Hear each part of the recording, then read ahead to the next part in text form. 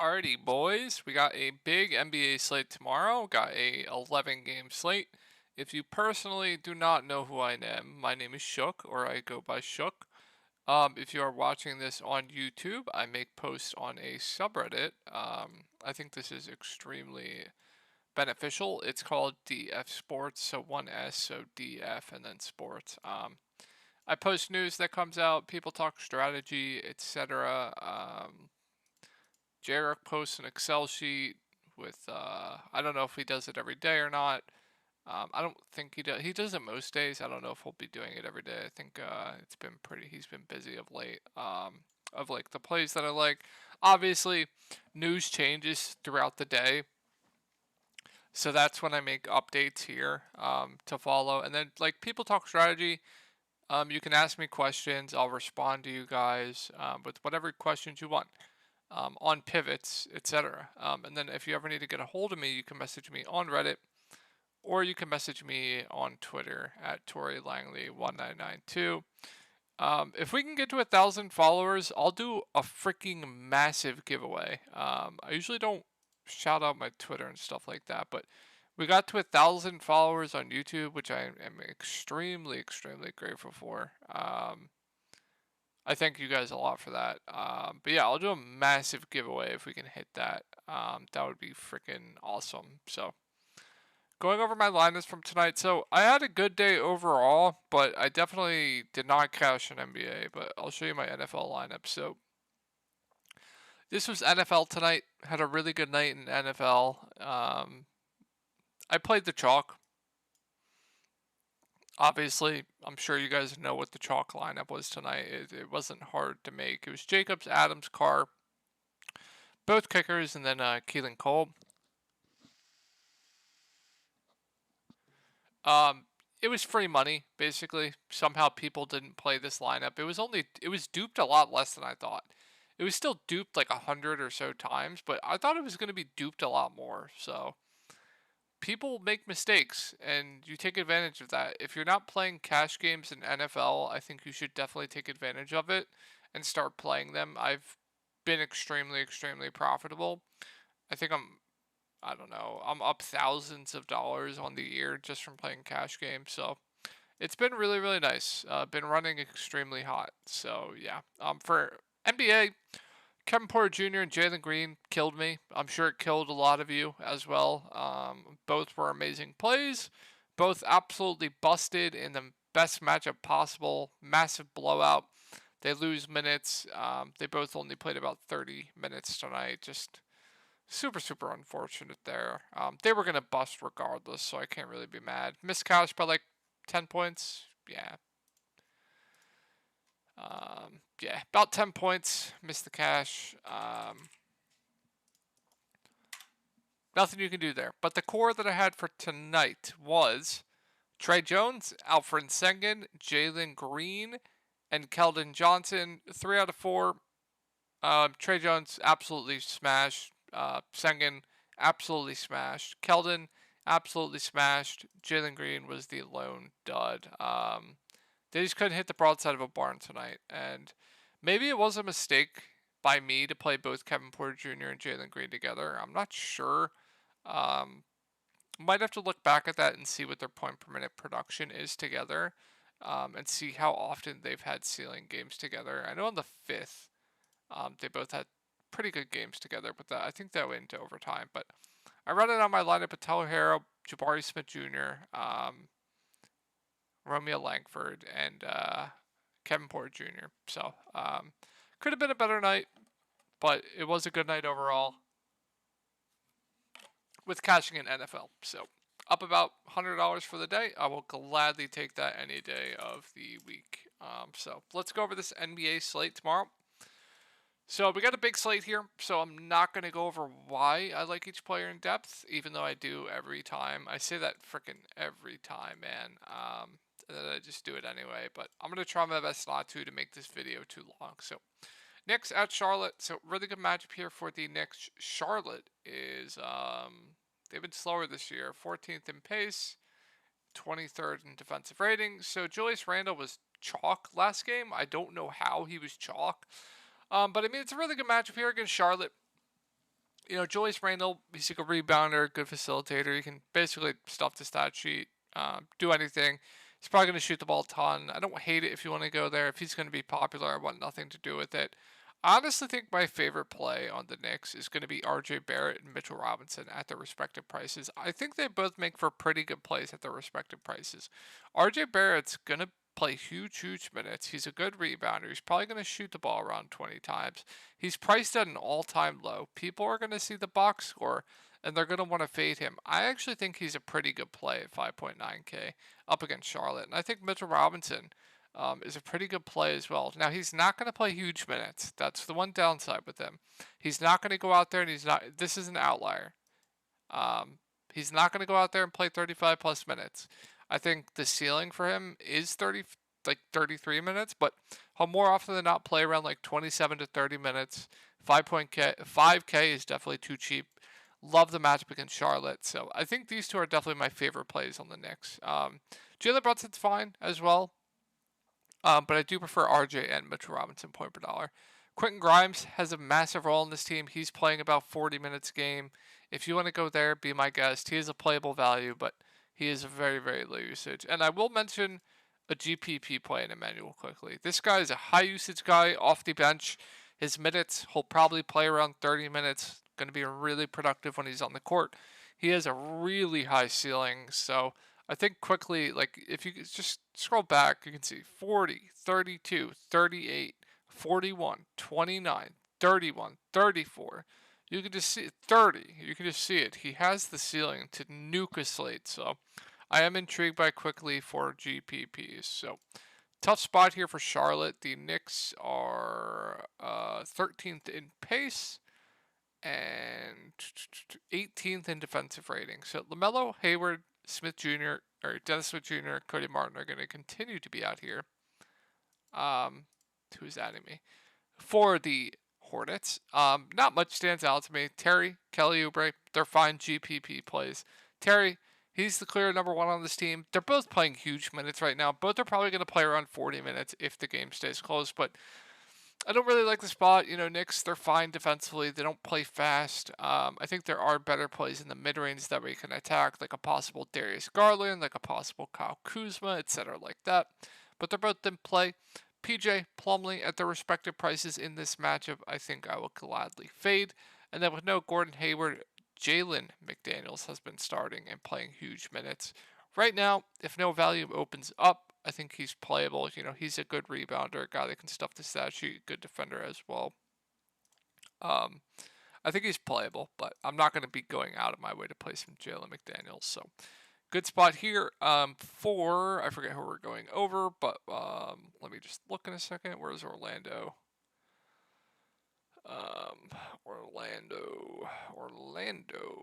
Orlando, 24th in pace, and they've been bad, 27th in defensive rating. So not much I like with Toronto tomorrow. It is a good spot. Pascal Siakam has been back to his old ways of absolutely smashing and running this offense and playing massive minutes. So if you want to go there, I think point per dollar, I prefer other spend ups, but if you want to ride that hot streak, completely understand it.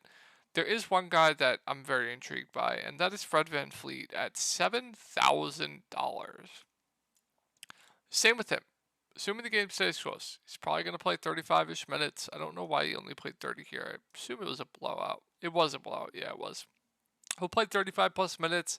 Shot 3 of 12 from three-point land. I know the Lakers are very bad against guards, so that's probably why he shot that much, but yeah, I think Fred VanVleet's in a pretty good spot here up against Orlando. I think that price tag's too cheap, and I am not going to any of the value for Toronto. So let's go over Orlando now, but let's first take a look at the pace and defensive rankings for Toronto. Toronto's 21st in pace and 7th in defensive rating. By the way, guys, if you're interested in joining my Discord, down here I'll have a link to that below, where I have in-depth videos going over the slate, player pools, cash, GPPs, cores, etc. like that. That will be in the comments below. So it's a good spot, or not a good spot here up against Toronto. I'm not going to get the Banchero, Wendell Carter Jr., Suggs, Isaac Okiki. Gary Harris is going to continue to be out. I'm not going to get the Bull, not going to get the Franz. Mo Wagner has had an increased role of late. 36 minutes, 32 minutes past 2 games, went for 20, 3, 13, 1 block, 2 steals last game. This matchup's completely different, so if he's going to get ownership, I think it's a very good fade. So I'm not going to go there. There is a play that I do like here quite a bit, and that is Markel Fultz at 4.8K. Got into pretty big foul trouble, still played 28 minutes last game. I mean, I keep saying this, if we're going to get 30 plus minutes of Markel Fultz at 4.8K, even though it's not the best matchup, I think you have to have consideration in GPPs just because he is going to be very productive when he's on the court. Like, we've seen it. Like, he averages about a fantasy point per minute or over a fantasy point per minute. So if you do the math, if he's going to play 32 minutes, let's just say he averages 1.1 fantasy points a minute. So let's go 1.1 times 32. 35.2 fantasy points at 4.8K. You take that all fucking day long. So definitely some interest in Markel Fultz tomorrow. All right, next game. Pacers, third in pace. They've been better defensively. 19th in defensive rating. So some questionable tags here with Kristaps Porzingis.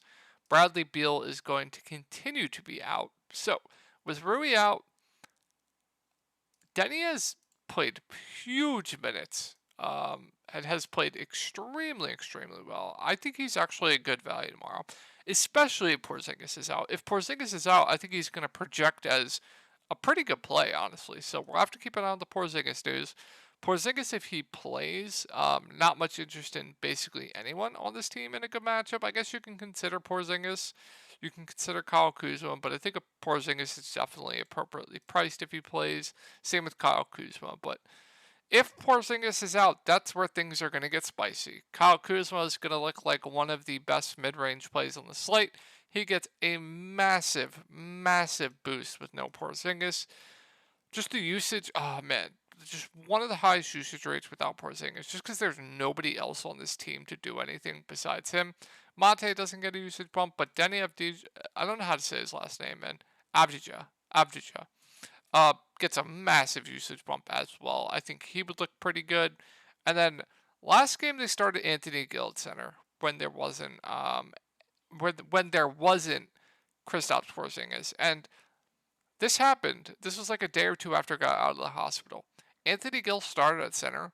Daniel Gafford was projected to start, and he was projected to be like 60% owned. And I told everyone in my Discord, I was like, no, we're keeping Daniel Gafford off the bench. I still think he's going to play around 25-ish minutes. It was this game against Dallas. I remember it to this day. I said, I think he's still going to have a big role off the bench. He was 10% owned on a 4-game slate, and he absolutely broke the slate. So even if Gill starts, I think Gafford's a pretty good value. And then if Gafford starts, I'd feel better about his minutes, and he would be one of the best value plays on the slate. So yeah, would love Gafford if Porzingis is out and he starts. Would like him regardless if he comes off the bench, because I think he'd have to play over 20 minutes. So potentially a lot to like with Washington tomorrow. Good spot here for the Pacers. Washington is 19th in pace. And who is adding me, man? 20th in defensive rating. So Miles Turner going to continue to be questionable here. In a good spot, I think Tyrese Halliburton definitely has the upside to nuke the slate at a discount to the other spend up. So I do like Tyrese Halliburton for tournaments. Basically a lock for a double-double at this point. This guy has just been really good. I'm impressed with what he's done. Last game, he went for 26, 15, and 2, played 36 minutes, shot 9 of 14, and 5 from 9 from 3. Yeah, I like him as a spend up here. I think he's a contrarian spend up, but I do like him. I'm not going to get to anyone else, but if Miles Turner is out, they started Jalen Smith at the 5. If he starts at the 5, if Miles Turner is out, I think he is a pretty good play. And then if they start like Isaiah Jackson for some reason, he would be a really good value play. So that's something to definitely keep an eye on. If Miles Turner plays, rotation has been extremely weird of late, so I think there definitely is some risk. His minutes haven't been that good, but I think at 6.9K is definitely playable. Sacramento at Cleveland. So not a good spot here for Sacramento, but we'll go over it anyway. Cleveland is last in pace. And have they dropped defensively? No shot. Where are they? First in defensive rating, I was about to say. So Not much I like here. Sabonis, I'll pass. De'Aaron Fox at 8K just is. It seems too cheap, but you consider the matchup, and you're just like, I think he's still appropriately priced given the matchup. Not going to get to anyone else though. But if De'Aaron Fox is out, I would assume Davion Mitchell slides into the starting lineup and plays the point. He would be a really good value at 3.2K. So keep an eye on that news. That is definitely something to monitor. And then obviously Malik Monk, he'll probably have to play a decent amount. He would be an interesting GPP play. I would like him for GPPs actually. And then we'll just have to monitor things. I don't think I can play Keegan Murray. This he was so freaking good in summer league and just has been so bad in the regular season. Kings 6th in pace.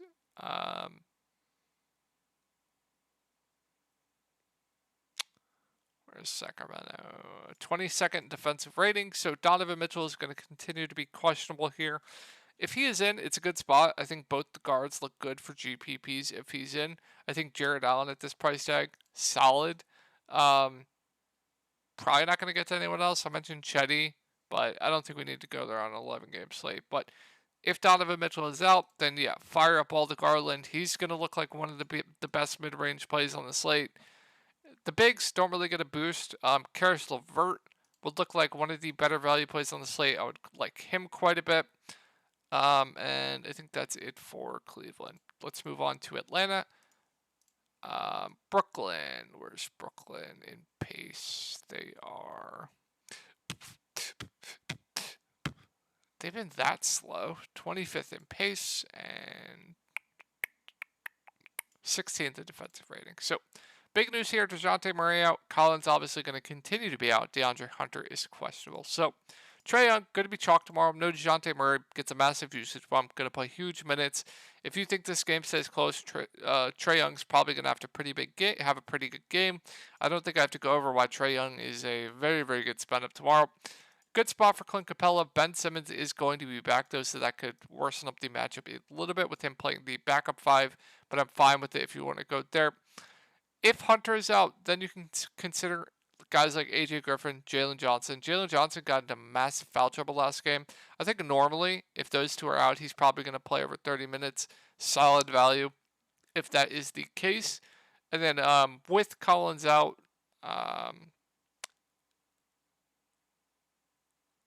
we'll have to see who they start if Hunter comes back. I would assume it would still be Jalen Johnson, but if Hunter's back, I probably wouldn't go to these value plays of like AJ Griffin, Jalen Johnson.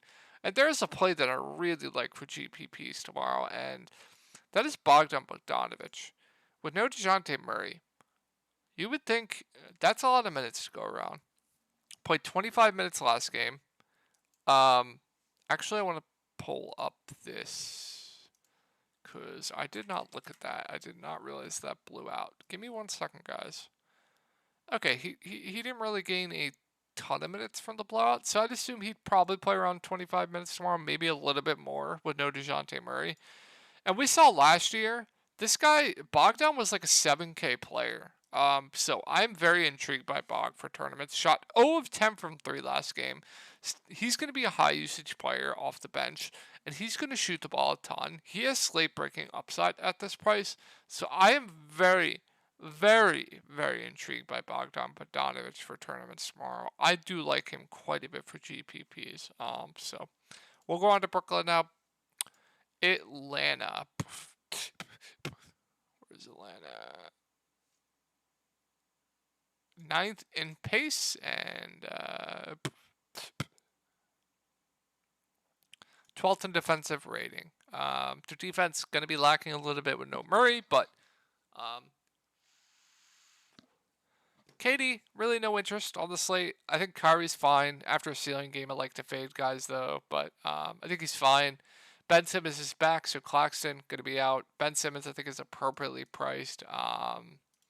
Not much on the Brooklyn side. Joe Harris probably going to lose minutes, so yeah, not much there for Brooklyn. Let's go over the Lakers. So the Lakers, they're cross-off for me. 80, LeBron, both back. Not going to get to anyone. I prefer LeBron to 80. That was quick. So yeah, let's do Philadelphia now. Lakers 2nd in pace and 14th in defensive rating. So phenomenal matchup here. I don't care about the price on Joel Embiid. I really like the spot. It's a pace-up spot. Sixers play slow. The Lakers are going to push the pace. So if the Sixers are going to have to play faster against the Lakers, this is a really good spot for Joel Embiid. He's going to play close to 40 minutes, assuming the game stays close. He was in massive foul trouble last game. I think he makes for one of the better spin-ups on the slate. I do like him quite a bit.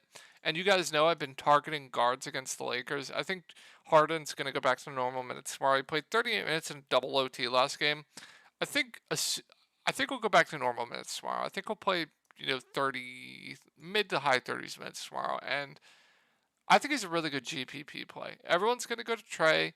Everyone's going to go to those other guards like Darius Garland, assuming Mitchell's out, and all these other guards like the value, Davion Mitchell if Fox is out, etc. So I think James Harden is going to go low on tomorrow, and I think that might be a mistake by the field.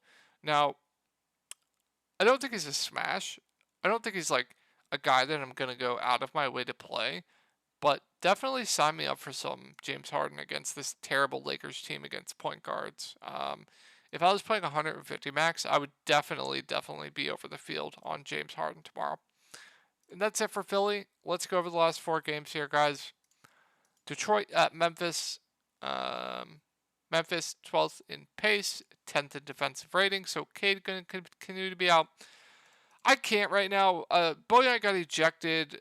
The rotation on Detroit has just been freaking god-awful. Jaden Ivey is 6K, but the rotation just extremely, extremely risky. Yeah, I think I'll pass on Detroit tomorrow. So it's a really good spot here for Memphis. Detroit 18th in pace. Hello? Hello? Is my internet down? 18th in pace, and they're terribly 29th in defensive rating. So, I mean, man, this is a spot where John Morant could just absolutely cook. Definitely some blowout risk, but I think John makes for one of the better spend-ups on the slate. Do like him a lot. This is another spot where Jaren Jackson Jr. could just absolutely destroy the slate. So, some interest there. Dylan Brooks, no thank you. Steven Adams is questionable. If he is out, Brandon Clark is going to be one of the best value plays on the slate. So that is something to keep an eye on. This is an 8 p.m. game, so we probably won't get that news. But love Brandon Clark if Steven Adams is out. And I don't think there's much else. If Steven Adams is out, that's also a boost to Jaren Jackson Jr. But I don't think I'm going to be going out of my way to play like I think David Roddy had a good game. I'm not going to be going out of my way to play really anyone else. Like Aldama's playable, but I don't think we need to do it. I really don't. So let's go over the Suns. Pelicans, 11th in pace and 3rd in defensive rating. So obviously Chris Paul's back. Not much, man. There's not much to go over, so I'm going to make this quick. Booker, GPP play, 8 and 7K. I like the spot against Jonas Valanciunas. I don't know why the price went down, so I'm going to like 8 here once again. I think the industry isn't going to like him, but like him for GPPs. Chris Paul, no interest really for me. He is cheap. If you want to take a shot on him, go for it. And then with Chris Paul back, that just muddies the water for everything else there with Phoenix. Tough spot here for the Pelicans. They play slow. They play good defense. Is Phoenix actually playing faster than I thought? Where's Phoenix? Yeah, 20th in pace. 6th in defensive rating. So Zion at 9.6K, just a contrarian play for me. I think the price is appropriate, but if you want to ride that hot streak, I'm all for it. Guys, I know I've said I like CJ McCollum a lot for the past 2 games, and he's absolutely dusted. I'm sure some of your lineups, but I like CJ McCollum. Again, surely one game he's going to have a good game. With no Brandon Ingram, the usage is there. He just needs to hit a shot. It's like Keldon Johnson, man. And his teammates aren't hitting shots off his potential assists. So I like CJ McCollum here once again. Hate me for it if he busts, but I like him a lot once again at that price tag. Just Valanciunas 6K. You guys know the volatility with him. Minutes up and down, but has the ceiling to break a slate. Just a GPP play only for me. And last two games here, guys. Really good spot here for Minnesota. There are some plays that I do like here quite a bit.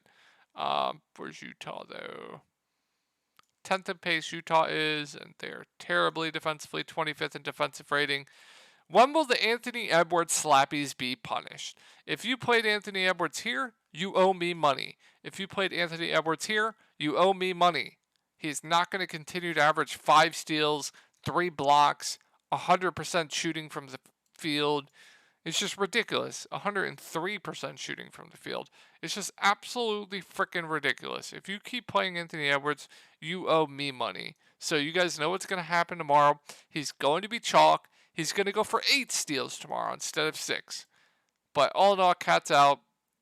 Good matchup. If you want, no issues with Anthony Edwards. But I think the real standout here is Rudy Gobert. Utah has been absolutely terrible against bigs. This is like going up against Oklahoma City Thunder, basically. That's how bad Utah has been against bigs. We saw what he did against Indiana. He went for 16, 21, 1. Went for 2 blocks, 3 steals. I think Rudy Gobert is a very good play tomorrow. I'm going to play him, and he's going to get ejected again. I think D'Lo at 7.1K is a very good play tomorrow as well. Just stuff in the stat sheet with no cat. Just the usage is just insane for these 3. Going down a little bit further, Kyle Anderson has been sharded. Has been starting. I think he's fine for value. I don't think I'm really going to be playing anyone else. I don't think. Yeah. I think it's just the main guys for me and possibly Kyle Anderson. You guys know Noel has ceiling, but kind of Alright. Timberwolves. Where Timberwolves? They've been faster. I know they have. Yeah, first in pace. 15th in defensive rating. So, Markkanen's questionable. I believe it was an illness. We're going to have to monitor this. Sexton is already going to be out. Mike Conley expected to be back. Yeah, I believe he's expected to be back. So, if Markkanen's in, I don't like much. I don't like the match for Olynyk. Conley himself, I don't like.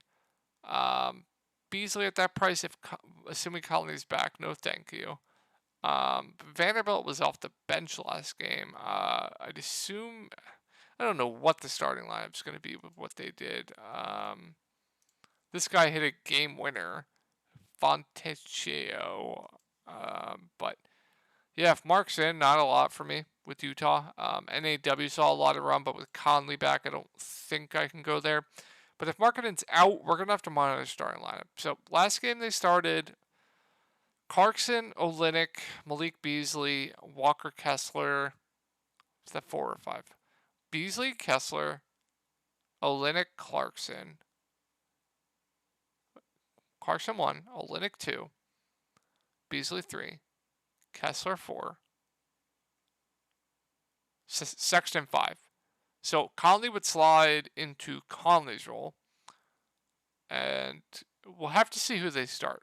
If they start Kessler again, he's going to be a amazing value, phenomenal point per minute guy, double upside. He's going to be an amazing value if he starts. And then I don't know if he does though. I really don't. They moved Vanderbilt off the bench. It's just weird. But keep an eye on that situation. And then obviously like Clarkson gets a bump. He would look intriguing.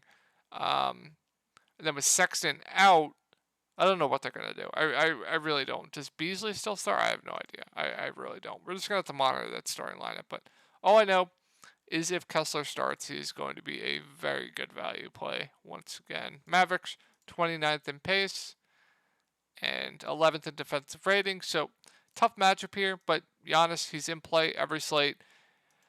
Spend ups, above that like 11K range haven't really been needed of late because you need like 70 to 75 from them. And you like for them to really break a slate, you need like 80 plus. So they're not musts. It's a tough matchup, which is fine. Drew has been on a tear of late. I keep saying under 8K, he's always going to be a good play. I don't like the matchup though or the game environment, but it's just the top 2 guys for me, Drew and Giannis for me. So tough matchup here for Dallas as well. The Milwaukee Bucks are 16th in pace, second defensive rating. So, like I said, Luka's going to need like 80 plus 85, 90 to be needed at this price tag. Like 5x is like kind of reaching value, not even reaching value. So he needs 65 to just reach value. 7x from a spend up is kind of what you want. So let's do 13 times 7. That's what you want to bank a GPP at 13K. So, by all means, if you want to play him, go for it. Tough matchup. I'm just going to fade. And I don't like anything else. Tim Hardaway Jr. I think is solid, actually. He's had a really good role in the starting lineup. Been super aggressive as well. So I do like Tim Hardaway Jr. still. But that's really it, guys. I hope that you enjoyed this, and I hope you have a good night tonight. I'll talk to you guys tomorrow.